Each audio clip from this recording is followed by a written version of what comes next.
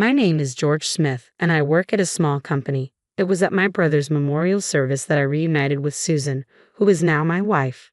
Returning to my rural hometown for the first time in a while, I took the long-distance bus.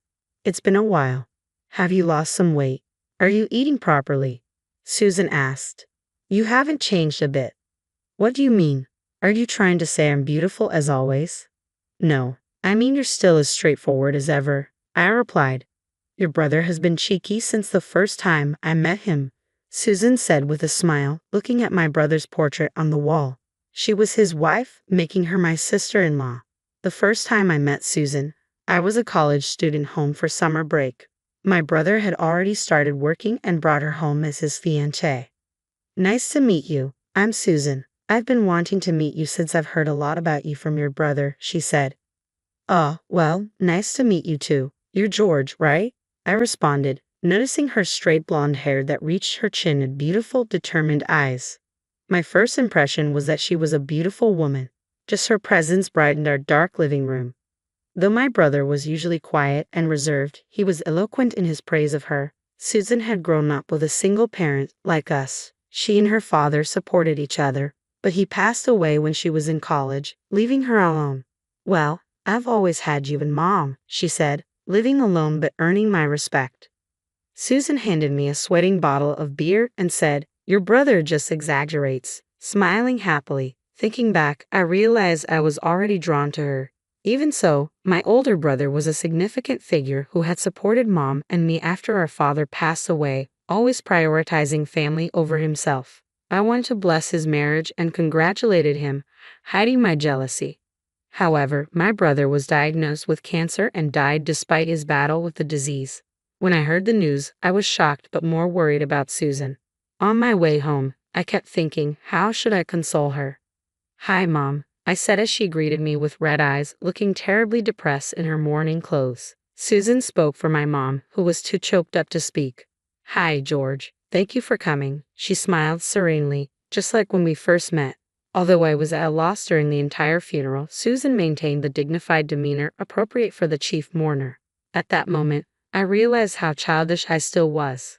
From then on, my goal was to become an adult like my brother. After graduating from college and starting to work, I worked tirelessly to avoid relying on my family. I was recognized and promoted at my company and eventually got married. Before I knew it, years had passed since I last returned home. My days were filled with work and supporting my partner. Then a postcard arrived. George, please come home this Sunday. It's just a small memorial service with family. But your brother and Mom have been wanting to see you, Susan said, her voice filled with warmth. Even after my brother passed, Susan stayed with my mom, living together. Back then, Susan told me, leave your mom to me, and sent me off. Tracing the handwriting she wrote at the kitchen table filled me with nostalgia. I decided to go back home for the first time in years. Susan hadn't changed at all. She welcomed me home without a single complaint about not hearing from me or seeing me for so long. It was just the three of us for dinner, Mom, Susan, and me. As we ate the slightly extravagant meal they had prepared, we reminisced about my brother. Mom and Susan seemed close and happily shared stories about the time I wasn't around. After a while, Mom seemed to tire herself out and went to bed early. When it was just Susan and me, I felt a bit nervous. Cheerful as always, she said, it's really lively when the family gets together. Your mom was brighter than usual. Thanks, George. You too, Susan. Thanks for taking care of my mom all this time. Don't be silly. Your mom is like my real mom too. It's no trouble at all. She waved her hand dismissively and lifted a beer bottle. Come on, let's drink. Tell me what you've been up to. I told Susan everything, how I graduated from college and got into a good company, how frustrating it was when I couldn't do my job well at first, about the first big project I was assigned, how I trained my subordinates and how they finally became competent, and about my married life. Sorry I couldn't make it to your wedding. Don't worry about it. My wife wanted a small ceremony with just friends anyway. You did send a gift. I hope so, but I was worried you couldn't bring your wife because I'm still living here. That's not true. I came alone because we recently separated. I was quite drunk and said more than I should have. Really? Work kept me busy and we started drifting apart. Is your job that demanding? Yeah, I'm in charge of a big project. I leave at dawn and come back at midnight. Are you eating properly? Not really. I only come home to sleep. That's no good. I know. Anyway, tonight's dinner was great. I hadn't had mom's cooking in ages. I love her sautéed vegetables. Actually, I made that. Your mom taught me. Oh, so it was you. Susan, it was delicious. Do you mean it? Yeah, I could even eat it every day. Then how about I come over and take care of the house for you? As we were both tipsy and I thought Susan was just joking, I agreed lightly. I'll be happy if you do.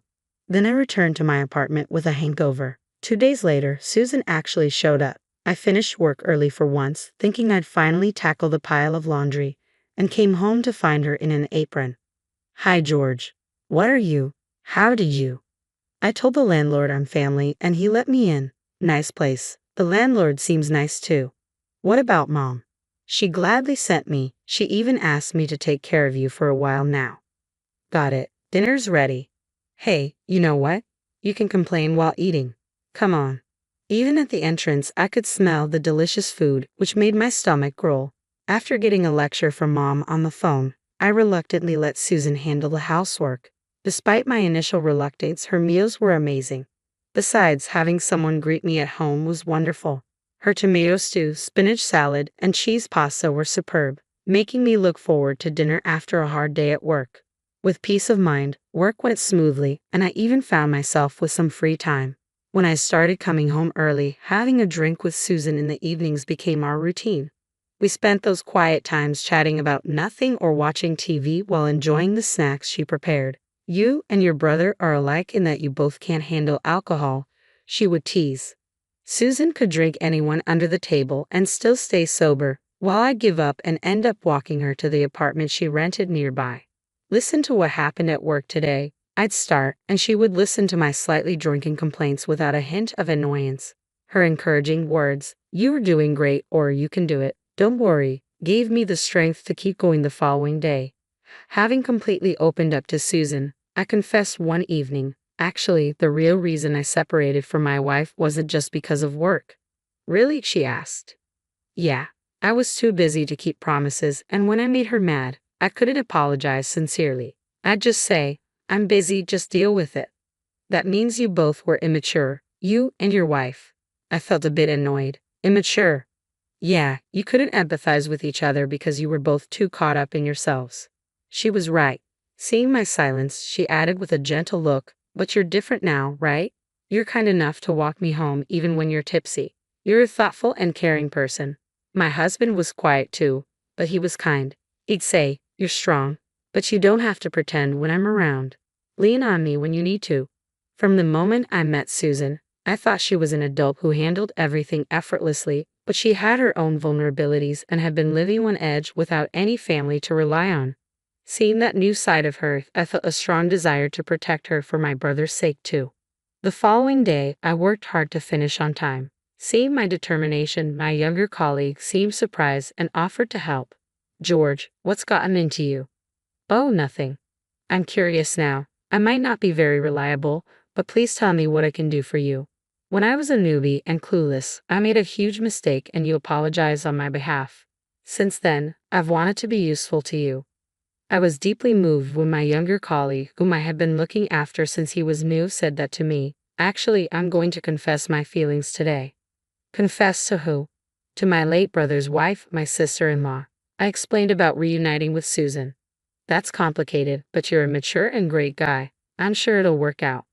I realized I was unknowingly comparing my ex-wife to Susan, trying to act grown-up and getting stubborn. You called me mature, but I think Susan sees me as a kid. What are you talking about? Men are always treated like kids by women. I have a sister, so I know. Sometimes I think she still sees me as a grade schooler. You were kidding. Susan wouldn't think I'd be that young. Don't worry, I'm sure she loves you. Hey, stop talking nonsense. Don't worry, I'll handle the assignment due tomorrow, so go home early. Although I thought he was cheeky, I couldn't wait any longer and left work in a hurry. All right, I'm counting on you. I ran home as fast as I could, eager to see Susan and tell her how I felt. Wow, you're back early. Out of breath from running, I couldn't utter a word. Though puzzled by my breathlessness, Susan smiled warmly. Since you're home, let's have dinner and some drinks, she said, taking my bag. Listen to me, I tried again, but Susan was busy preparing dinner. What did you say? Let's have this good wine I found. Susan, could you please listen to me? When I called her name, she looked startled. What's the matter? Speaking so formally. Well, tell me while we drink. Seeing my serious expression, she looked vulnerable. Sorry for scaring you. I calmed myself and stood right in front of her, carefully not to frighten her. Before we start drinking, I want to say this. Susan, thank you for everything. I've been able to work hard because you're here. Coming home to you makes me truly happy. Yesterday, you said I'm still a kid, and you're right. Compared to my brother, I'm still far behind. But I love you, Susan. Are you serious? I want to protect you for my brother's sake too. When I confessed, Susan started to cry. Seeing her in tears made me flustered because she was usually so strong-willed. Oh, sorry, did I upset you? No, I love you too, George. Nothing drastically changed, but Susan and I became a couple. If anything changed, it was that we started going out together on weekends. We went to movies and shopping. I learned that Susan didn't like taking the bus alone. One time in college, I overslept and ended up at an unfamiliar bus stop. I panicked and got on the wrong bus in the opposite direction. It was late and I was really scared, thinking I couldn't get home. I had no one to call to pick me up, and I cried at the dark bus stop. It's okay now. If you get lost somewhere, I'll pick you up. Thanks, George. Susan looked so relieved, almost childlike. Our relationship was going well, but during a critical phase of my project, I made a mistake. I had promised to have dinner with Susan, but a meeting ran late and I couldn't contact her for 2 hours. When I checked my phone, there were missed calls from her. Susan, I'm swamped at work and can't make it tonight. Isn't there something you want to say to me? I was worried because I couldn't reach you. I told you I was busy. I'm hanging up now. Sensing she was about to lecture me, I abruptly ended the call. Looking at my phone, I saw messages from her. What's wrong? Are you okay? Are you sick? Please call me. Her messages were filled with concern, which struck me. She had expressed worry on the call too. I was shocked at my own mistake. What should I do? The more I thought about apologizing, the less I knew how to do that. I missed the timing completely. I feared our relationship might end up like my previous marriage. Just thinking about that made me freeze up, leading me to avoid contact with her for several days. Then one day, I came home to find Susan waiting for me. Standing by the door, she greeted me as usual. Hi, George. Seeing me avoid eye contact, she suggested, how about going out for a drink? Maybe you can apologize then. However, I was filled with shame and replied stubbornly, you don't need to take care of me like this, acting as if we were back to just a pre-relationship dynamic. This time only, she said cheerfully, you know I'm strong-willed. I wouldn't do this for anyone else. You're special. Okay, I'm giving you a special pass. Her hands were tightly clenched and trembling. I was taken aback. How much had Susan worried about my silence? Just knowing someone will pick me up makes me feel secure. Why hadn't I noticed her vulnerability hidden in those words? Even though I said I wanted to protect her for my brother's sake too, I hadn't been doing that at all. I'm sorry, Susan. Please forgive me. Of course, I forgive you. Thank you for apologizing. Hearing my words, she laughed and cried at the same time. As if a dam had burst in my heart, I apologized to my brother. I'm sorry. I'll become more mature and protect Susan from now on. In my imagination, my brother had a resigned look on his face. The day I decided to propose to Susan, I called my mom. My mom was overjoyed and told me that she had dreamed of my brother, who said in her dream, George might be unreliable at times, but I'm sure he'll change. He will surely take care of you and Susan for me. As always, he saw right through me. I can't compete with him. I felt like I was being patted on the head by his large hand after a long time, which made me cry. Please watch over me from heaven. I addressed my brother in heaven.